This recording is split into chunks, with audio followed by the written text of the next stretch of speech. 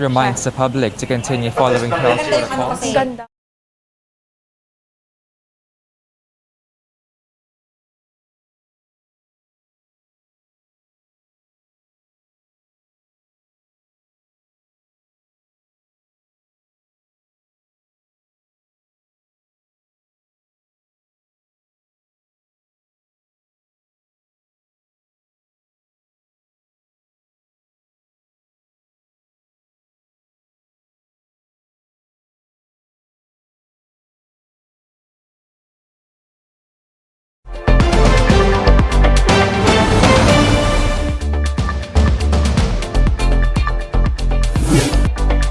The news day continues here on One News Now. I'm Dani Laurel.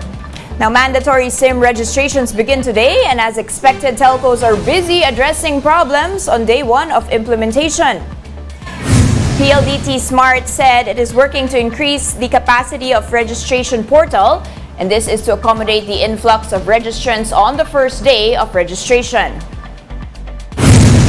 To accommodate the surge in traffic, heavy traffic, nag-increase tayo ng capacity. Sabihin na natin na sa bandwidth ito.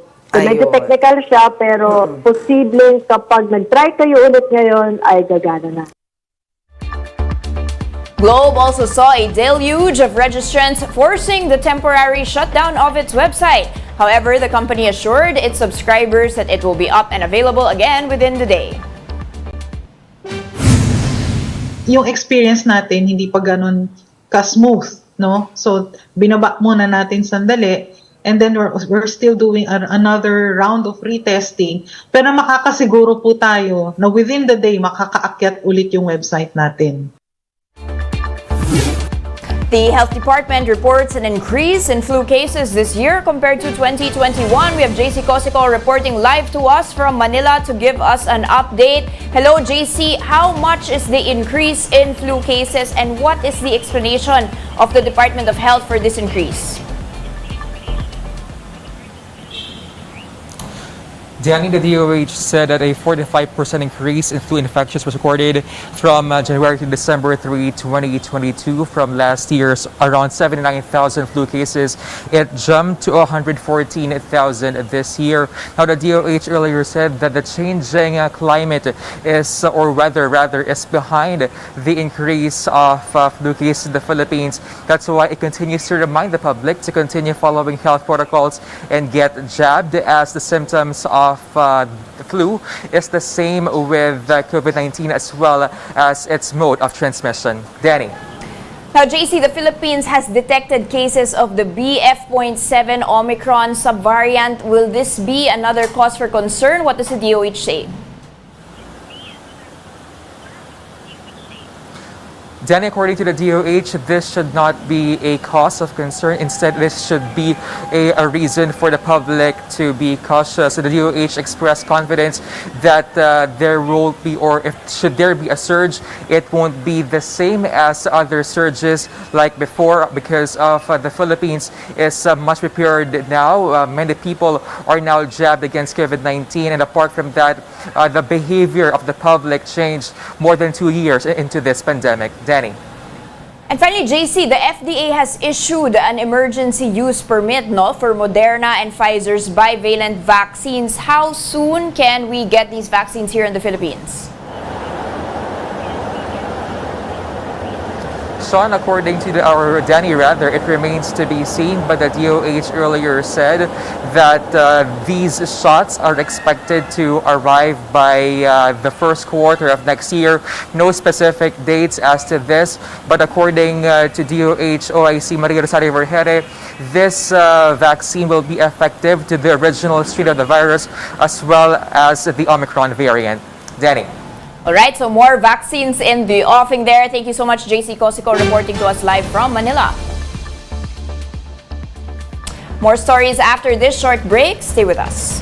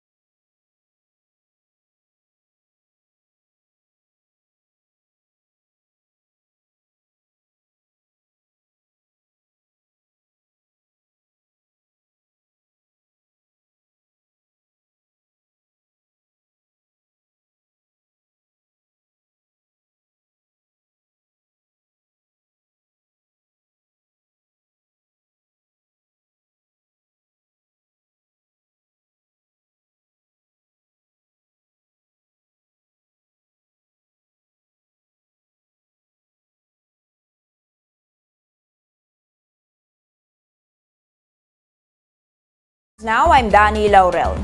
The Agriculture Department has confirmed that onion prices have gone up even more in the past days. Agriculture Deputy Spokesman Rex Estoperez said onions in markets are being sold for as much as 520 pesos per kilo. That's up from 280 pesos. The agency is now studying possible interventions, including adjustments to planting and harvest season for onions. The DA had earlier thumbed down the importation of additional onion supply. We have to change yung ating pong season, no? Yung ating pong planting season, harvest season, para nang sa ganun, kung ma-address natin ito, yung ating production ay hindi masyadong maapektuhan. We have to address that also, no? Kung paano intervention ang gagawin ng Department of Agriculture dun sa production areas while protecting also our farmers. We have to protect also na balansin natin yung ating mga consumers. Here's a quick look at today's other top stories. At least 13 people died from the widespread flooding in Visayas and Mindanao over the weekend. Most of the fatalities were from northern Mindanao, particularly in Misamis Occidental. At least 23 people are also missing, most of whom are fishermen. The Health Department has logged more firecracker-related injuries ahead of New Year's Eve. The DOH says they've received a total of 25 cases of injuries related to the use of fireworks. Most of these cases were recorded in Western Visayas. And China has announced plans to scrap mandatory quarantine for overseas travelers starting January 8. China has since started lifting restrictions despite experiencing an unprecedented surge in COVID-19 cases.